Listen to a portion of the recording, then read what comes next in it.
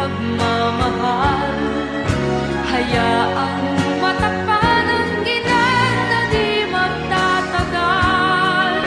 Mabuti pa kaya't maging bituing walang ningning. Kung kapalit nito'y walang paglaho mong pagtingin.